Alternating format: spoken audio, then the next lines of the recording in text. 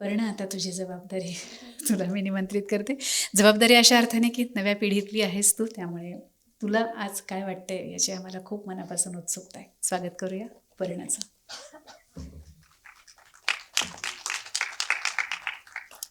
अम, मी हे पुस्तक वाचायला घेतलं आणि तत्क्षणी संपवलं.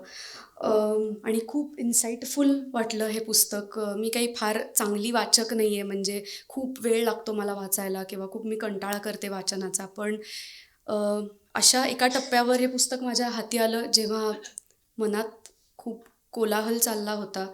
नुकतेच मी तिशीत प्रवेश केला आहे आणि प्रश्न अचानक वेगळे व्हायला लागलेत. अभिनेत्री म्हणून, माणूस म्हणून, स्त्री म्हणून वेगळ्याच प्रश्नांना आता सामोरं जावं लागतं आहे. तर त्या अनेक प्रश्नांची उत्तरं या पुस्तकात मिळाली. नवे प्रश्नही पडले आणि म्हणजे ते छान वाटलं, की आपल्याला कधी-कधी काही-काही गोष्टी बोलून सुटत नाहीत, पण त्या वाचून सुटतात आणि त्या अर्थाने हे पुस्तक मला त्यामुळे खूप जवळचं वाटलं. जी होती ती अभिनेत्री सोडून इतर अनेक म्हणजे तिने रोल्समध्ये स्वतःला गुंतवून घेतलं होतं. खूप काम तिने केलं. मृणालताईबरोबर मी माझा पहिला फुल लेंथ फीचर फिल्म मी केली आणि त्या काळात मी तिला खूप जवळून तिचा प्रवास पाहिला आणि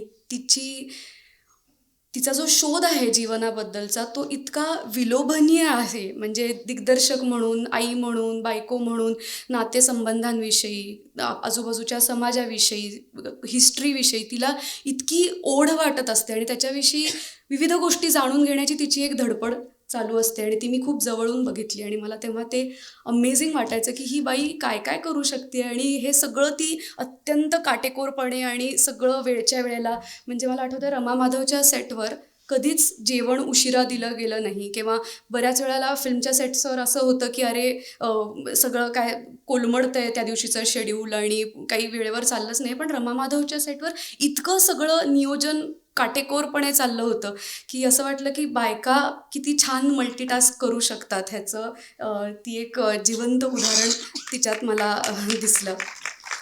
तर लिव्हच्यात आणि मृणालताईच्यात हाच मला एक समान धागा दिसतो, की दोघींनाही जीवनात अजून काय-काय गमती-जमती आहेत. हे आयुष्य अजून किती नवनव्या प्रश्नांनी भरलंय, ह्याचा शोध त्या दोघींना घ्यायचा आहे आणि मला असं वाटतं, की त्या शोधासाठीच मृणालताईंनी हे पुस्तक अनुवादित कदाचित केलं असावं, अनेक प्रश्नांचा शोध घेण्यासाठी. अ, आम्ही मगाशी आत आलो तेव्हा मोहन आगाशे सर म्हणाले, की कसं तुम्ही 4 बायका एवढ्या एकत्र राहता आणि प्रयोग करता आणि असं त्यांनी म्हणलं मला आल्या-आल्या. तर मला गंमत अशी वाटली, की असं म्हणतात, की ॲक्ट्रेसेस कॅनॉट गेट अलाँग वेल किंवा त्यांचं एकमेकींची पटतं, नाही पटत, कॅट फाईट्स होतात वगैरे असं एक पॉप्युलर नरेटिव्ह असतं. पण किती छान गोष्ट आहे, की आम्ही 4 अभिनेत्री, एका अभिनेत्रीने एका तिसऱ्याच अभिनेत्रीला काय वाटतंय हे सांगण्यासाठी हा एवढा मोठा खटाटोप घातला आहे आणि ते जे काही आमच्यात एक स्त्रीत्वाचं नातं आहे ते आम्हाला खूप छान पद्धतीने आम्ही त्या नात्याने बांधलो गेलो आहोत आणि ते फार महत्त्वाचं आहे आत्ताच्या काळात. या पुस्तकात अनेक वेळेला वॉरचे रेफरन्सेस येत आहेत आणि आत्ताच्या आपल्या आजूबाजूच्या परिस्थितीतसुद्धा खूप द्वेषाचं वातावरण आहे.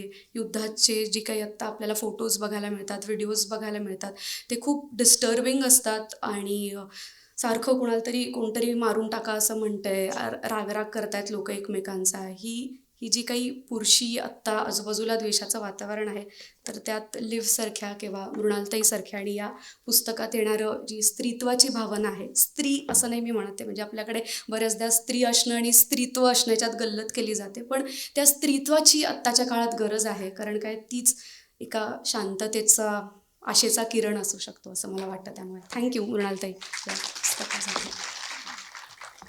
प्रॉबब्ली आपल्याकडे कमी वेळ आहे का? मी वाचू शकते का मृणालताई? मग मी 6 पानं वाचणार होते, त्यातली 2च पानं वाचते. ओके. ती मला म्हणाली, "तुला हवं ते वाच." तर हा खूप मोठा प्रश्न होता, कारण का मला हे पुस्तक इतकं आवडलं. प्रत्येकच चॅप्टर इतका इन्साईटफुल आणि काहीतरी देऊन जाणार आहे. पण त्यातलं सगळ्यात जास्ती मी ज्या गोष्टीशी प्रॉबब्ली आत्ता डील करते त्याच्याविषयी मी वाचते.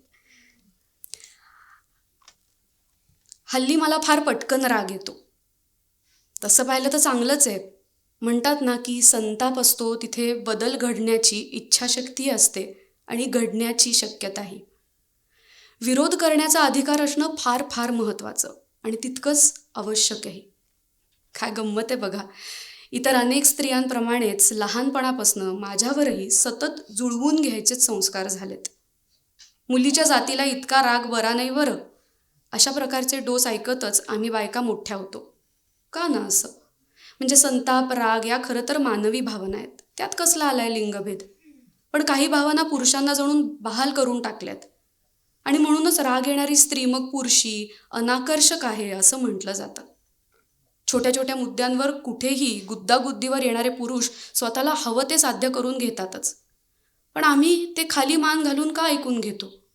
आणि अतिशय न्याय्य गोष्टींविरुद्ध आवाज उठवणाऱ्या स्त्रिया, त्यांना गंभीरपणे का घेत नाही समाज? त्यांना थोडाही बदल अपेक्षित असेल तर आधी संघटित व्हावं लागतं, चळवळ करावी लागते.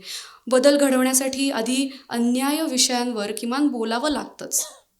आपल्या मुद्द्यांना वाचा फोडावीच लागते. मी अनेकदा स्पष्ट बोलण्यासाठी त्रास सहन केलाय.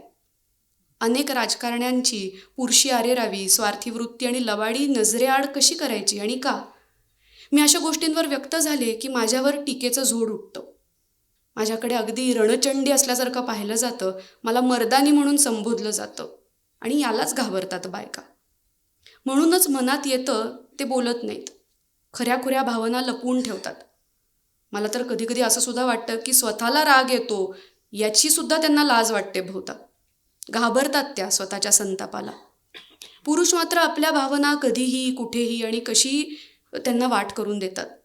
त्यांना कुठलाही विरोध सहनच होत नाही. सर्व सामाजिक बदलांची मक्तेदारी स्वतःकडे असल्याच्या थाटात ते वावरतात. खरं तर मला नेहमीच असं वाटतं की आम्हा स्त्रियांचे कित्येक प्रश्न त्यांच्या बुद्धीच्या पलीकडचे असतात आणि भावना देखील. डोमलाची स्त्री पुरुष समानता. वास्तव हे आहे की या स्पर्धात्मक जगात बायकांचं स्थान दुय्यमच आहे आणि त्यांच्या प्रश्नांची किंमत नगण्य. मला राग याचाच येतो. काही हजार कोटी रुपये शस्त्रास्त्र खरेदीसाठी वापरणारे आमचे नेते मुलांच्या आरोग्यावर पुरेसा खर्च का करू शकत नाहीत? युद्धासाठी त्यांच्याकडे पैसा आहे, मात्र हालाकीच्या परिस्थितीत एक एक दिवस ढकलणारे वर्षानुवर्ष त्यांच्या कृपेच्या प्रतीक्षेत आहेत. मला कधीकधी स्वतःचाच खूप संताप येतो. मी जरी समाजव्यवस्था अशीच्या अशी स्वीकारली, स्वतःची जबाबदारी झटकली, तर माझ्या आयुष्याला काहीच अर्थ राहणार नाही. माणूस म्हणून माझ्यातही बदल घडवण्याची शक्ती आहे, मलाही तो अधिकार आहे, याचं भान मला सतत ठेवलंच पाहिजे. माझ्याकडून आयुष्यात ज्या चुका झाल्या त्याबद्दल नुसतं वाईट वाटून घेणं नाही, स्वतःला सतत आठवण केली पाहिजे की माझ्या हातून अजूनही वेळ गेलेली नाही.